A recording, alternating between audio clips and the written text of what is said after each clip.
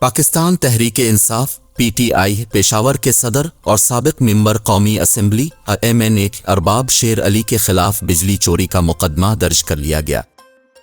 थाना तहकाल में SDO PESCO university town की मुद्दत में अरबाब शेर अली के खिलाफ मुकदमा दर्ज किया गया है।